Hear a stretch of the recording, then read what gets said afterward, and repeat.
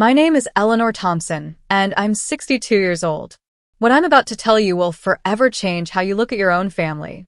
Just 4 days ago, my own son Nathan and his wife Olivia shoved my husband Frank and me off a 100-foot cliff in the Rocky Mountains.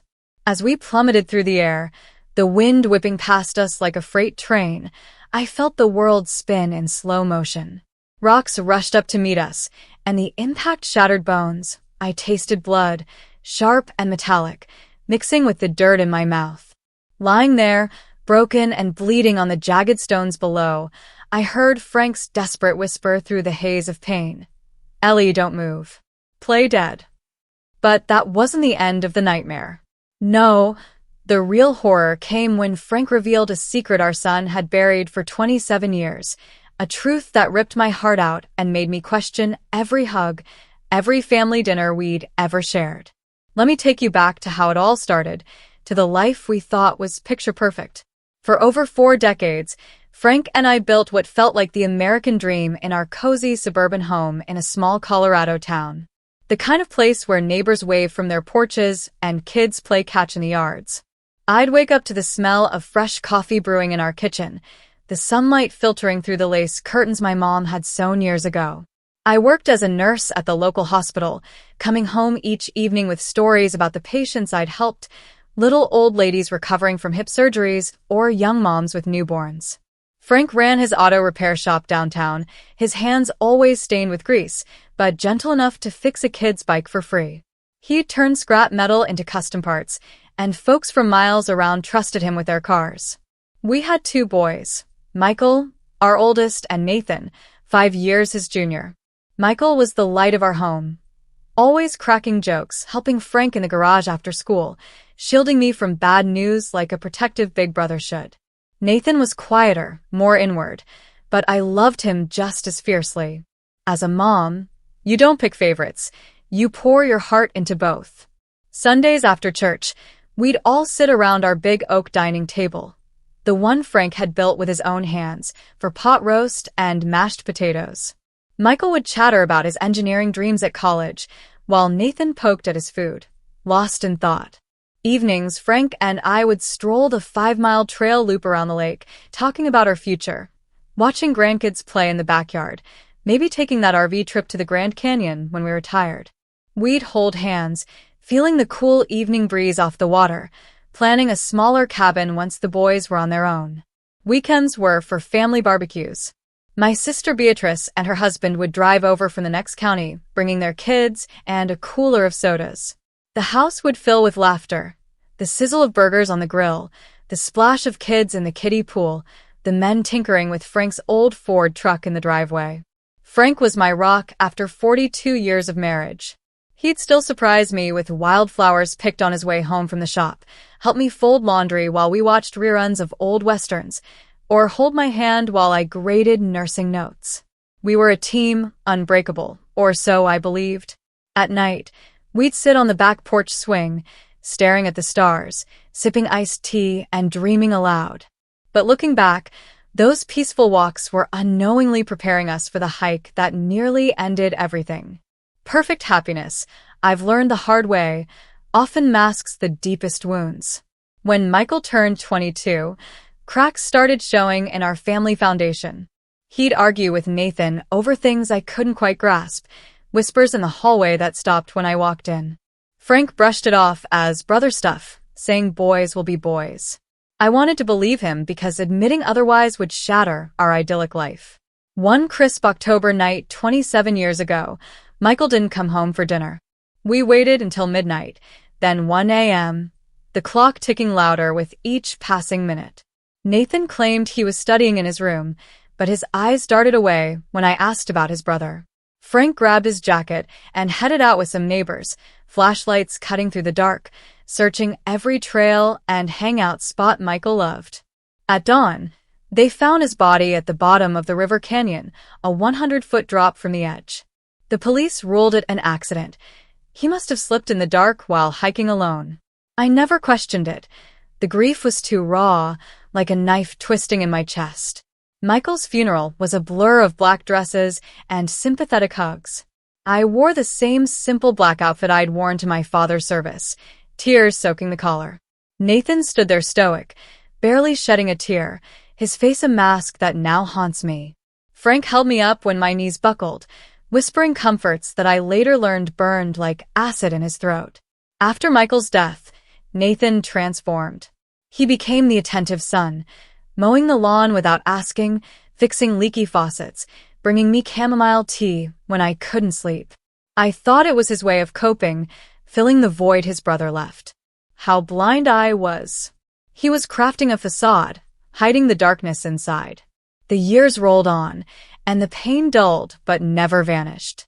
Nathan married Olivia, a charming girl from the neighboring town who'd grown up on a ranch. They seemed happy, with their 2 kids, Lily and Jack, our grandbabies, full of energy and innocent smiles. Olivia called me Mom and helped with holiday baking, her hands dusted in flour as we made apple pies. Nathan took over part of Frank's garage business, showing a knack for mechanics. Life felt like it was handing us a second chance. But now, sprawled at the base of that cliff with ribs cracked and blood pooling under me, I see it was all a meticulously built illusion. The first red flags waved about 7 months ago when Frank and I decided to update our will. We'd scrimped and saved our whole lives between the house, the 10-acre plot I inherited from my folks, and our nest egg in the bank. We had close to $250,000 to pass on. It was Nathan who suggested seeing the lawyer. Mom, Dad, you're in your 60s now. Better get everything squared away, he said with a grin that now seems predatory. Olivia nodded along, squeezing my hand with fingers that would later betray us. We love you guys so much. We just want to make sure you're taken care of, she added, her voice like honey. I mistook it for genuine concern. Our lawyer, Mr. Reynolds, a grizzled old-timer we'd known for decades, laid out the options: trusts, dividing assets among the grandkids, or a standard will. Nathan pushed hard for him and Olivia to be sole heirs, saying they'd distribute fairly to Lily and Jack. Plus, you'll need us as you get older. Easier if we handle the funds to look after you right. His tone had an edge, but Frank, ever the optimist, went along. I had doubts. Michael had always talked about supporting us in retirement, but with him gone, Nathan was our only child left. We signed on a rainy Tuesday afternoon. Olivia wore a sunny yellow dress, hugging me tight afterward. Now we're family forever, she whispered, sending a chill down my spine I couldn't explain.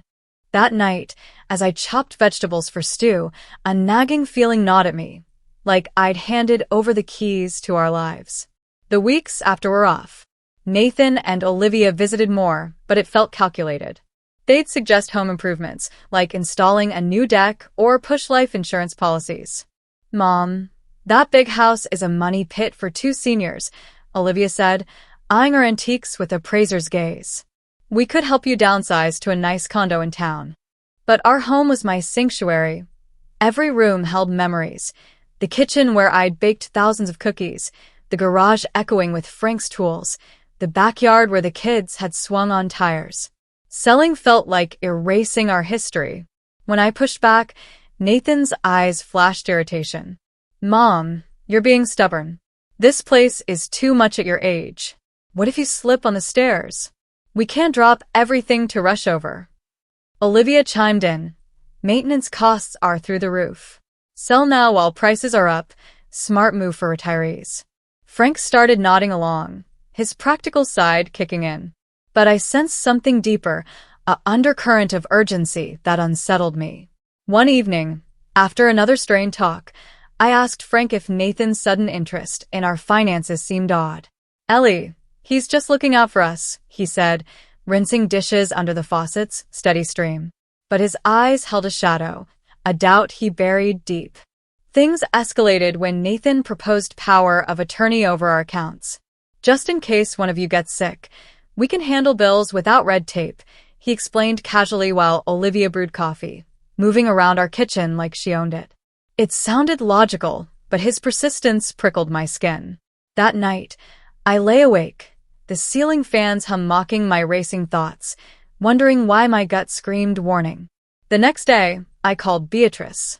She's always been the sharp one, skeptical of folks' motives. When I spilled about the pressure, she paused. Ellie, doesn't it strike you as weird that Nathan's so eager to control your money? His garage is thriving. He doesn't need yours. Her words hit like a slap. She was right. Nathan never borrowed a dime. Always seemed flush. That afternoon, when he dropped by for another future talk, I confronted him in the living room, the afternoon sun casting long shadows. Son, why the rush to manage our affairs? Your dad and I are still sharp. His face hardened, eyes turning cold like a stranger's. Mom, it's not control, it's love, responsibility. But responsibility sounded like a veiled threat. Olivia jumped in sweetly. We just want the best for you. It's hard seeing you stress over stuff we could handle.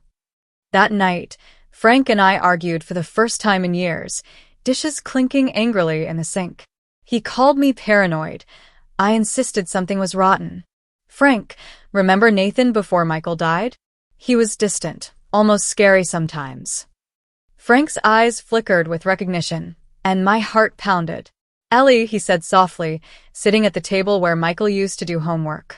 There's things about Michael's death I never told you. Those words crashed over me like a wave. What things?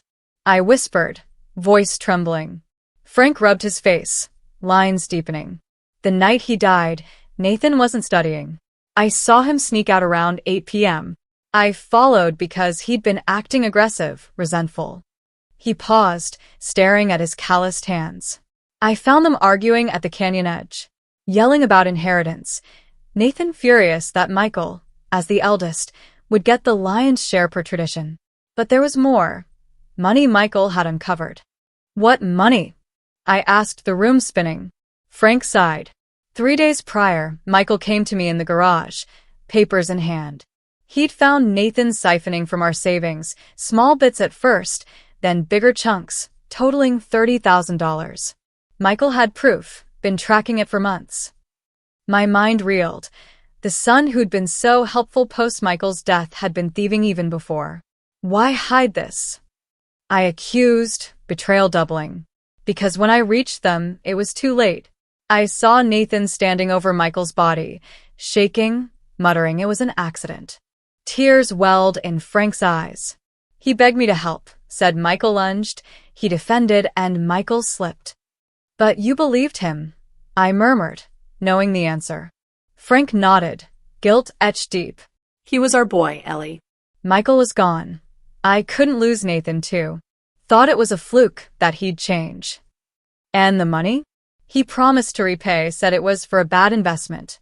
Swore it'd never happen again. I believed, because I had to. Admitting otherwise meant he'd killed on purpose. I staggered, gripping the counter.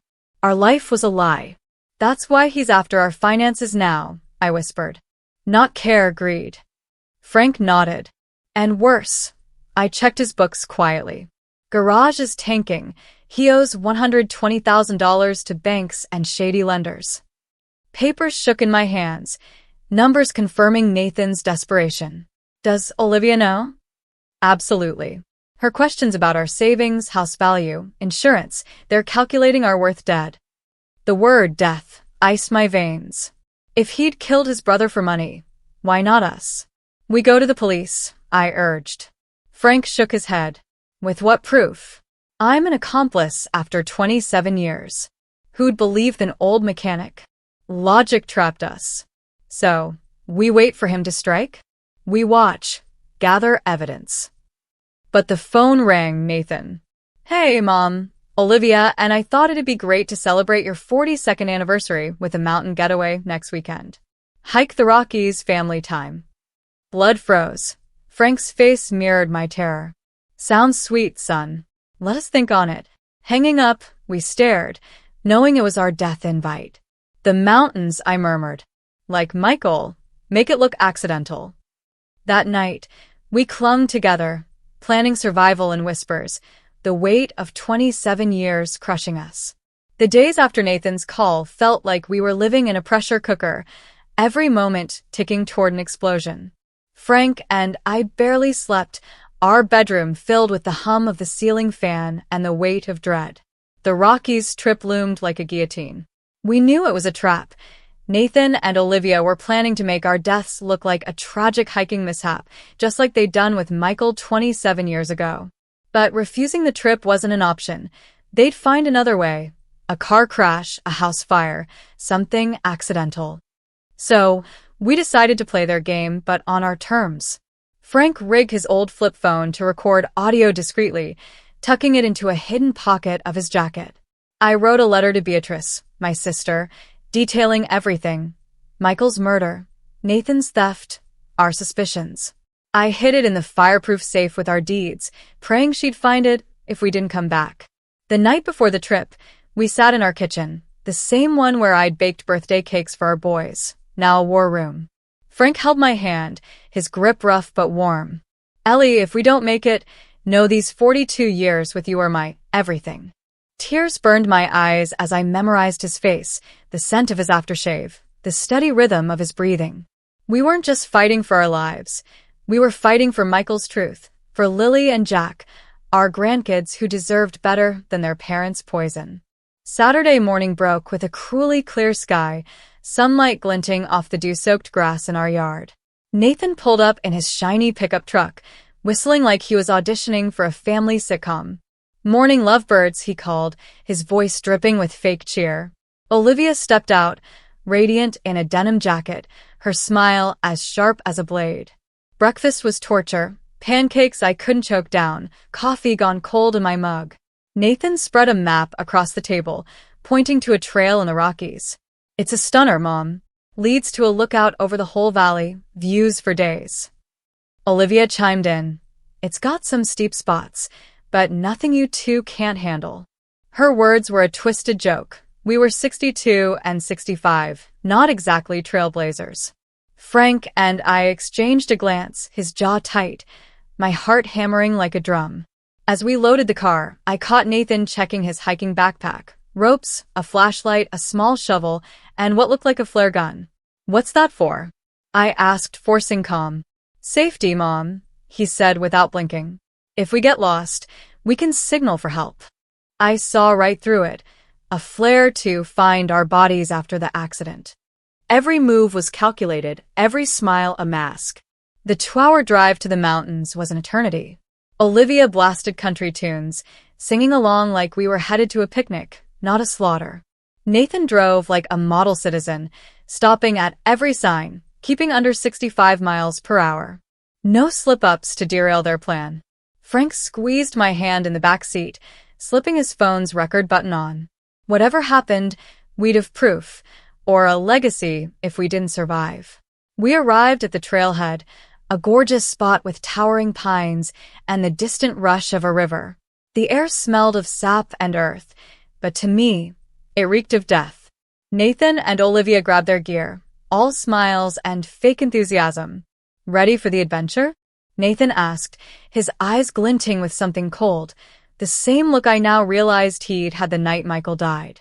The trail started easy, winding through mossy rocks and wildflowers. Yellow bursts, Olivia pointed out with exaggerated awe. "Look at those blooms. And that hawk up there." Her performance was Oscar-worthy, the doting daughter-in-law on a family outing. Nathan trailed behind us, watching our backs, but I felt his stare like a predator's. Every step, the crunch of gravel under my boots echoed my pulse. After an hour, the path steepened, my legs burning, Frank's breath coming in short gasps. We weren't built for this, and they knew it. Exhaustion was their ally, weakening us for the final blow. Olivia called out, almost at the lookout, but I'd seen the map at home. We were nowhere near it. This was their chosen spot, not the destination they'd sold us. My eyes scanned every tree, every boulder, memorizing landmarks in case I had to guide police back here.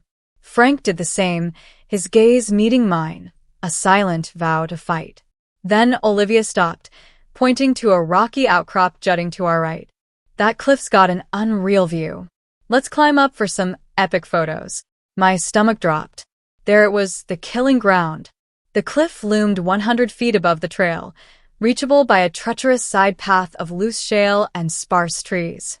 Below, a gorge yawned, its jagged rocks promising no mercy.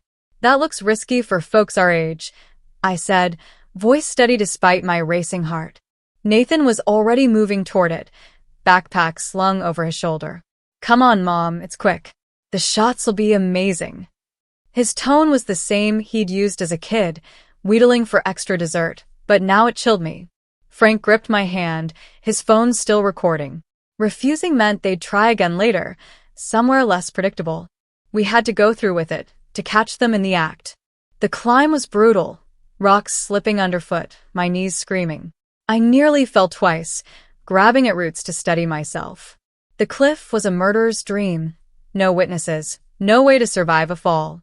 Olivia reached the top first, nimble as a mountain goat, and Nathan helped us up, his hands on my arm feeling like a vulture's talons. The view was breathtaking, valleys stretching below, mountains rolling to the horizon, but it felt like a stage for our execution. Over here for photos, Olivia chirped, positioning herself near the edge. I want the valley in the shot. Frank and I inched forward, each step heavier, the wind tugging at our jackets. Hug each other and smile, Olivia said, raising her fancy camera. We wrapped our arms around each other. Maybe for the last time, her flashes like warning flares. One more, Nathan suggested, stepping closer. Back up a bit for the full landscape. One step back put us teetering on the precipice, the void yawning behind us. Our eyes locked, time slowed. Smile, Olivia said, her voice losing its sweetness, hard as steel. This is your last photo. Nathan lunged, arms outstretched to shove us. But Frank was ready. With a roar I'd never heard, he grabbed Nathan's wrist.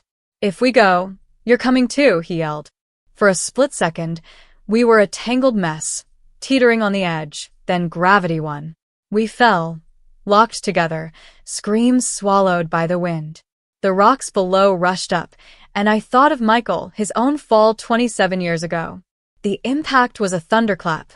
Bones snapped, pain seared through me like fire. Blood filled my mouth, dirt coated my skin. I thought it was over, that Nathan had won. Then Frank's voice, faint but fierce. Ellie, play dead. Against every screaming nerve, I went limp, barely breathing, the taste of blood and earth choking me. Nearby, Nathan groaned, Olivia, you okay? Her reply was weak. Legs busted, hurts bad. Then, in a tone that curdled my soul, she said, what about the old folks? Nathan crawled closer, his labored breaths loud in the silence. They're gone. Eyes open, no breathing. His lies sparked hope in me. If he thought we were dead, we had a chance. Olivia's bitter laugh cut through. Perfect. Worked like we planned. Minus us falling, too. No more pretending we love, Em. My heart shattered, not just from betrayal, but from the casual cruelty. They discussed their next move. Crawl to a spot with cell service, call for help, spin a tale of a rock giving way under Frank's feet, dragging me down, them falling trying to save us. Stick to the story, Nathan urged. We're the grieving survivors. Olivia's voice was cold. Poor us, losing our dear-in-laws. As their voices faded, Frank whispered, Ellie, you okay? I croaked back, pain shooting through my arm and shoulder. Bad, but alive. You? Legs broken, ribs too, he gasped. Phone still recording, but no signal down here. Trapped in the gorge, injured, no way to call out. We could die of thirst or blood loss. But we had their confession, proof if we could survive to deliver it. Frank, I whispered, tell me everything about Michael's night. His voice trembled.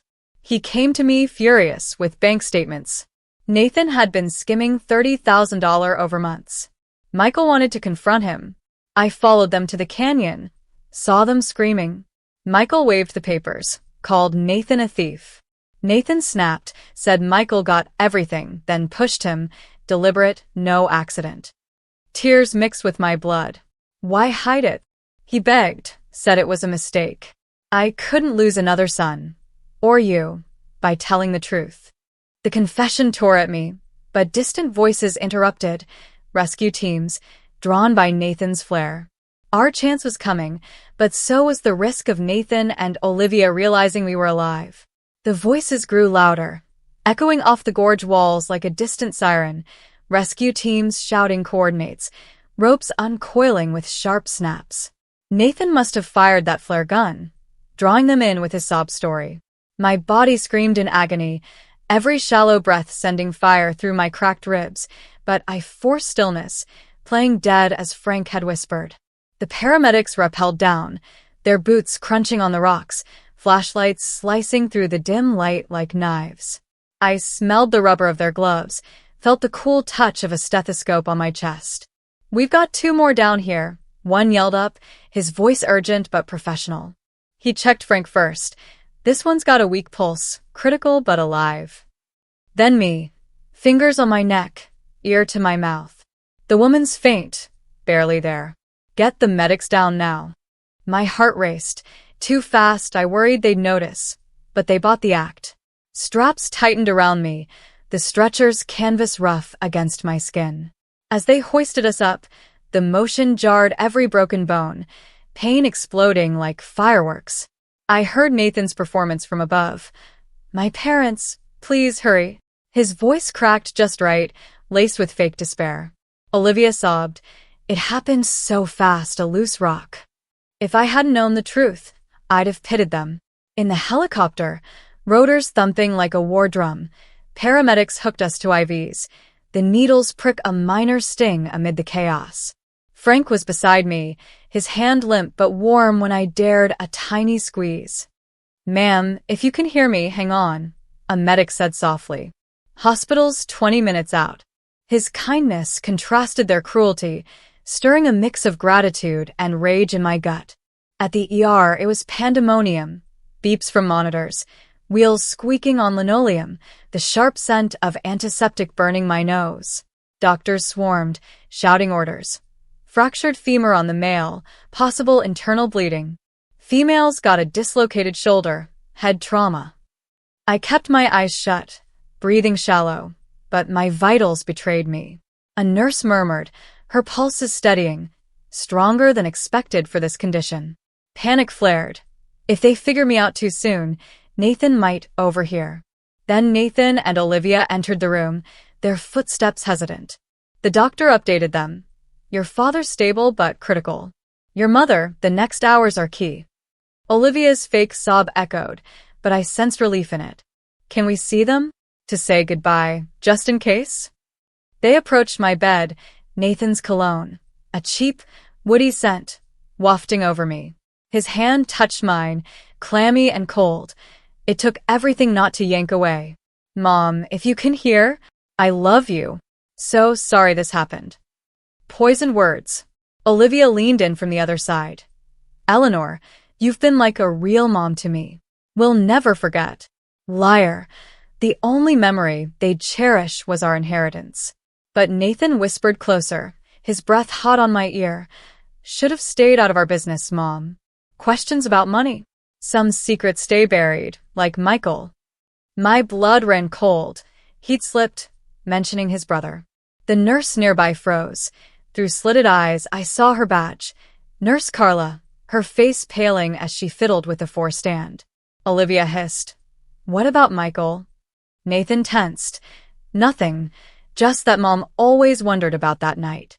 Doesn't matter now." But it did. Carla's eyes widened. She'd heard the implication. After they left, she leaned over, whispering, "Ma'am, I know you're awake." That whisper, it's not right. "If you're in danger, signal me." Hope surged. Slowly, I twitched my finger once. She gasped softly, "Oh Lord. If those 2 hurt you, twitch 3 times." I did. "They pushed you?" 3 more. Carla stepped back, composing herself. "Stay put. I'll get help. Pretend a bit longer." Her footsteps faded, and minutes stretched like hours, my mind racing through flashbacks, Michael's laugh, Nathan's childhood tantrums, the thefts we'd ignored. She returned with Dr. Patel, an older man with kind eyes, and 2 uniformed cops, their badges glinting under fluorescent lights.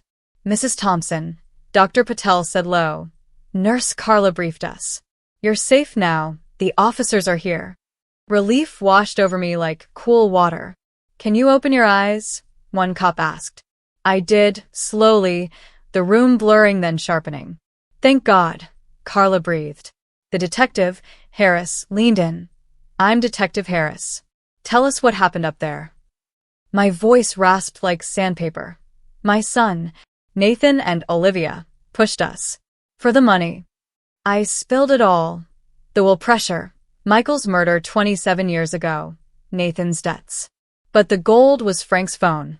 He recorded everything. Their confessions after the fall. Harris nodded, heading to Frank's room. Frank had woken weak but alert and handed over the phone. Got it all. 27 years of lies. Their plan today. Tex analyzed it while Nathan and Olivia waited downstairs, accepting condolences from strangers, probably plotting funeral costs. A twist. Harris returned. The audio's crystal. Admissions of theft. Michael's push. Your attempted murder. Enough for warrants. But another layer. Nathan's backpack held a recorder too. He'd been taping you for weeks, catching your suspicions. The trip? Response to you digging. My stomach twisted. They'd bugged us like criminals. And his finances? Worse than you knew. Forged your signatures on loans. Owes $120,000 to loan sharks. Your death was his bailout. We weren't just obstacles. We were his lifeline. What about the grandkids? I asked, voice cracking at thoughts of Lily and Jack. Social services has them safe. You could petition for custody later. The idea overwhelmed me, raising our murder's kids, but it sparked a fierce protectiveness. Those innocents deserved real love, not the twisted version they'd known. Officers positioned outside our rooms as warrants processed. Through the window, I glimpsed the parking lot, cops closing in discreetly. Nathan and Olivia Thompson, an officer boomed downstairs. You're under arrest for Michael Thompson's murder and attempted murder of Eleanor and Frank. Silence. Then Olivia's shriek. What? We're victims. Our in-laws died. The cop. They're alive and talking. We have recordings. Nathan's desperate yell. Impossible. We saw them dead.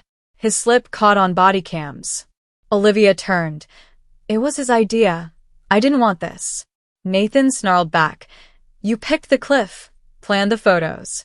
Their alliance crumbled like wet sand, each clawing for a deal.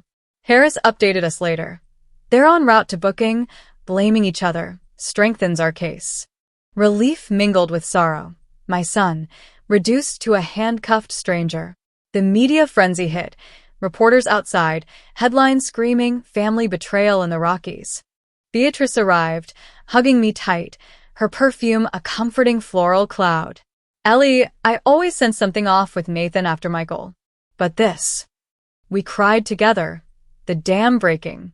Weeks blurred in recovery, physical therapy's grind, Frank on crutches, my arm in a sling. Home felt haunted, withered flowers from Olivia on the table, unwashed dishes from that fateful breakfast. But we pushed on, gathering more proof for trial. Bank records showing Nathan's forgeries, witness statements from neighbors who'd seen his visits, turned tense. Mr. Reynolds, our lawyer, visited. Case is ironclad, audio, finances, their arrest confessions. But they'll plead desperation from debt. Fury boiled. Desperation? They murdered my boy. He nodded. Your testimony will nail it, show the premeditation. The internal war raged. I'd loved Nathan, changed his diapers, cheered his first steps. Forgiving the man he'd become? Impossible. But for the grandkids' sake, I had to separate the monster from the memory. The trial 6 months later was a gauntlet. Facing Nathan in court, his eyes avoided mine, no remorse, just calculation. I testified, voice steady despite tears. You're not my son anymore. The boy I raised died with Michael. What's left is a stranger I helped create. The jury took 4 days, guilty on all counts. First-degree murder for Michael, attempted for us. Life without parole for both. A small victory, but the pain lingered. 1 year on, Frank and I adopted Lily and Jack. They run through our yard now, laughter echoing like Michael's once did. Nights, I tuck them in, telling stories of their uncle. He was kind, honest, dreamed big. We walk the lake trail again, dreaming of Grand Canyon trips with them. If this happened to you, how would you fight back? Share in the comments your story, it might help someone. Hit subscribe for more real-life tales of resilience. Thanks for watching. Looking back on that year after the trial, life didn't snap back to normal like in the movies. No, healing came slow, like mending a broken fence after a storm, piece by piece, nail by nail. Frank and I moved through our days in a fog at first, the house too quiet without the grandkids' visits we'd grown used to. Lily and Jack were with a foster family during the custody hearings, and every phone call from social services felt like a lifeline. I'd picture their little faces, Lily with her curly pigtails, always asking for stories, Jack with his gap-toothed grin, zooming toy cars across the floor. They were innocent casualties in this mess, confused why Mommy and Daddy couldn't come home. When can we see them? Lily asked during our supervised visits, her voice small in the sterile room smelling of stale coffee and paperwork. It broke me every time, stirring a storm of emotions, anger at Nathan for robbing them of stability, guilt for not seeing his darkness sooner, and a fierce determination to give them the childhood we'd tried to provide our boys. The custody battle added layers to our nightmare. Nathan and Olivia's lawyers fought dirty, painting us as frail seniors unfit to raise kids. At 62 and 65, with recent injuries, they're not equipped, their attorney argued in court, his voice slick as oil. But Mr. Reynolds countered with medical reports, my shoulder healed, Frank's legs strong enough for daily walks, and character witnesses. Neighbors testified about our barbecues, how we'd babysat local kids for years. Beatrice took the stand. Ellie's the heart of our family, always has been. Those grandkids need her love, not some strangers. The judge, a no-nonsense woman with wire-rimmed glasses, ruled in our favor after 2 grueling months. Walking out of that courtroom, papers in hand, felt like exhaling after holding my breath underwater. We picked up Lily and Jack that afternoon, their small suitcases packed with stuffed animals and crayons. The drive home was silent at first, then Jack piped up, "Grandpa, can we have ice cream?" Frank chuckled, the first real laugh in ages. Rocky road for everyone. Settling them in was a whirlwind of emotions and logistics. We turned Michael's old room into theirs, fresh paint in soft blue, bunk beds from the local furniture store, shelves stocked with books and toys.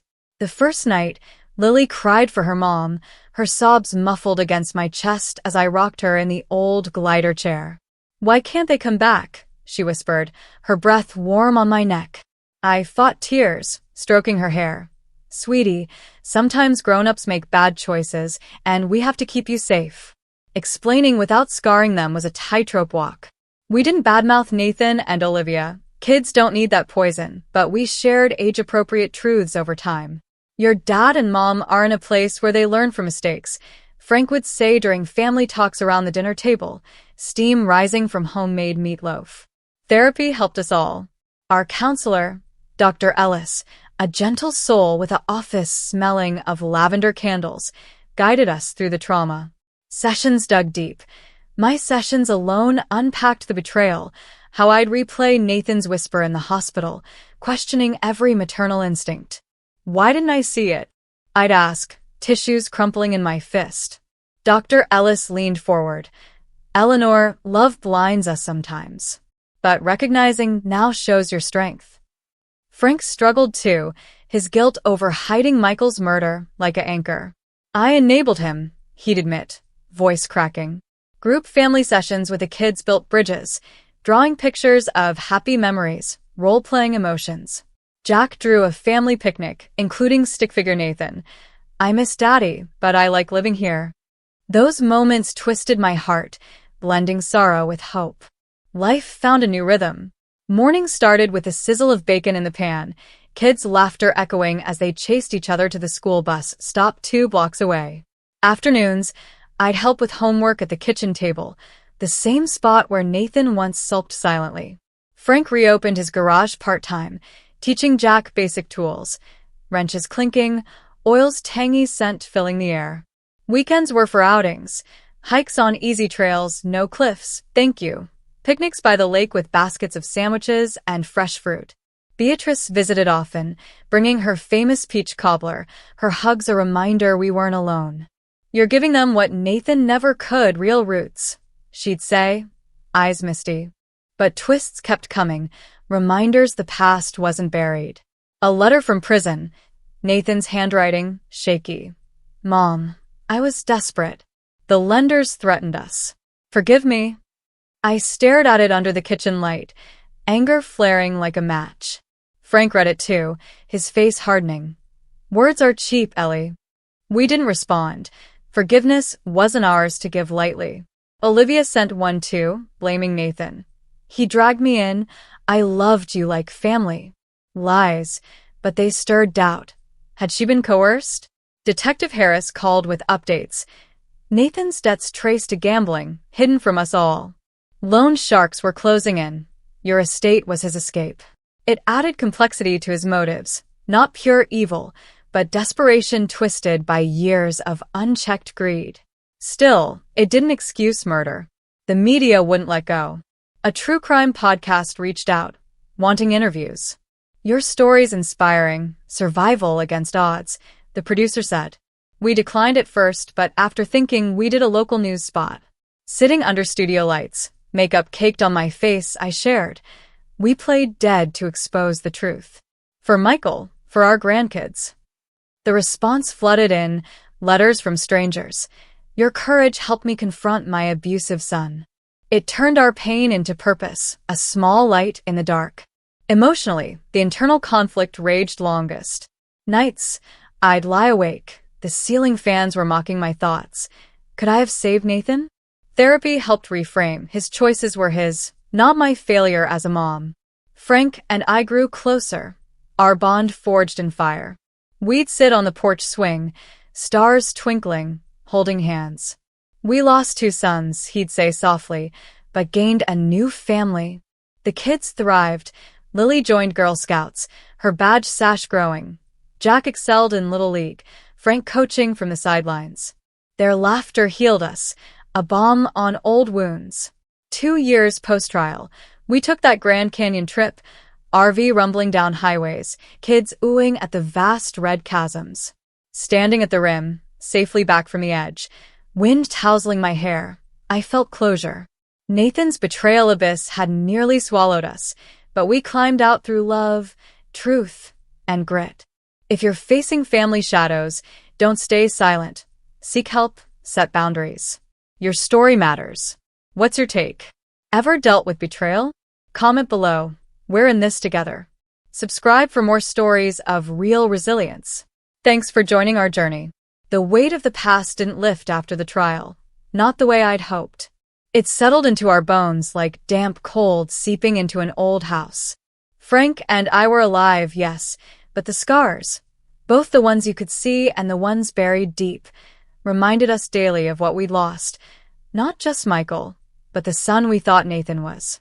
The kids, Lily and Jack, became our anchor, their laughter a fragile tether to hope.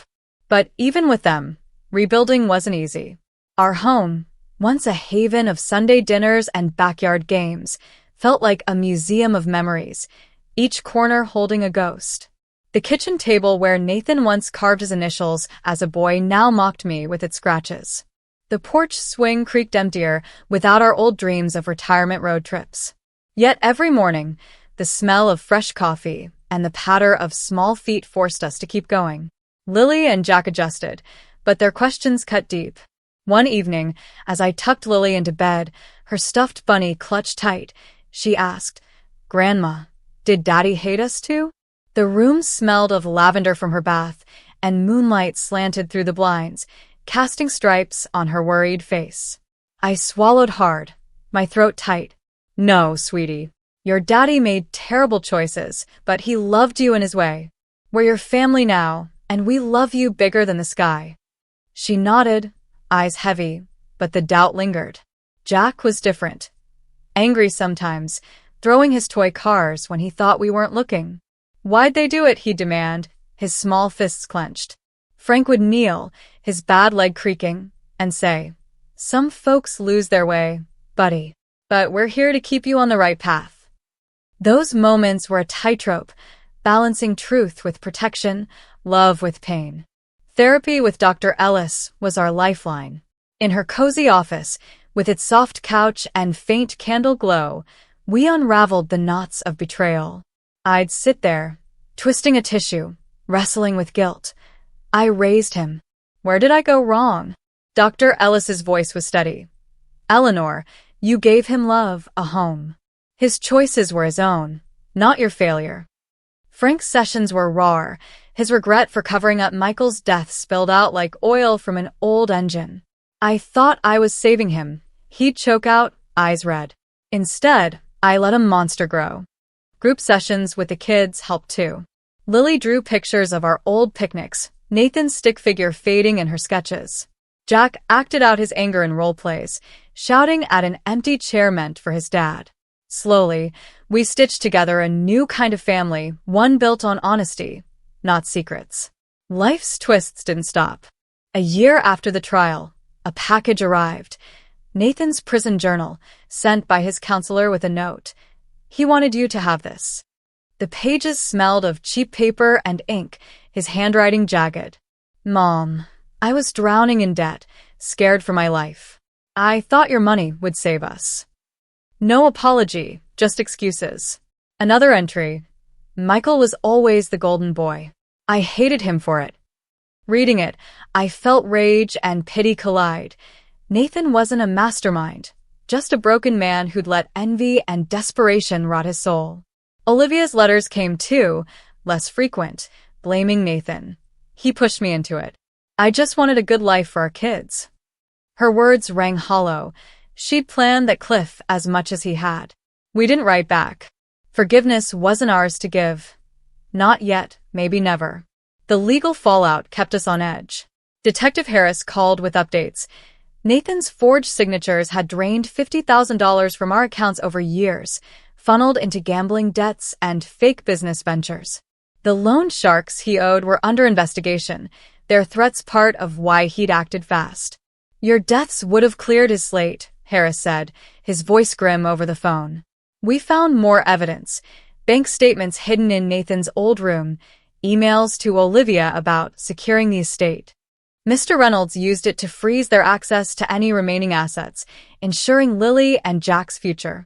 A neighbor, Mrs. Carter, came forward too, recalling Nathan's late-night visits, his voice sharp when we'd questioned the house sale.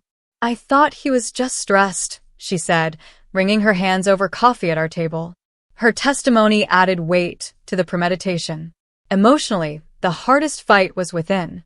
I'd wake at 3 a.m., the house silent except for the fridge's hum, replaying Nathan's hospital whisper. Some secrets stay buried, like Michael.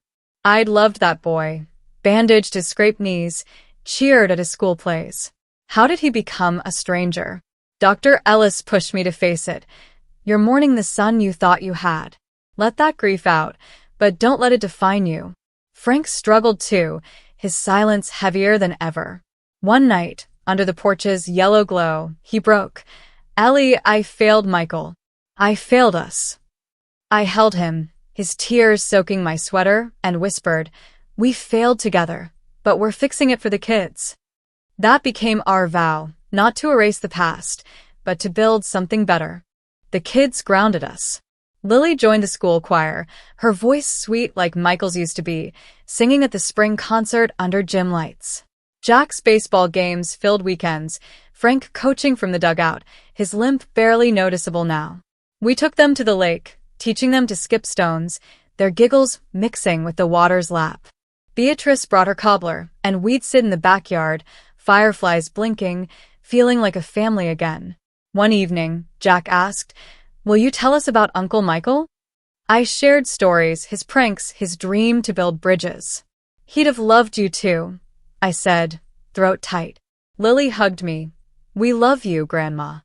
That moment, under the stars, was our turning point, love outshining betrayal. 2 years on, the Grand Canyon trip was our milestone. The RV smelled of leather and adventure, the kids' chatter filling the air as we parked at the south rim. Standing 50 feet from the edge, never closer, I felt the wind, warm and free, carrying away some of the weight. We'd survived the abyss, not just the cliff, but the lies that nearly buried us. I thought of Nathan, locked away, and chose to forgive the boy I'd raised, not the man he'd become. For Lily and Jack, we teach them what family really means: choices to love, to protect, to heal. If betrayals touched your life, don't stay silent. Speak up, set boundaries. Your peace is worth it. Have you faced family lies? Share in the comments. Your story could light someone's way. Subscribe for more real stories of grit and grace. Thanks for being here.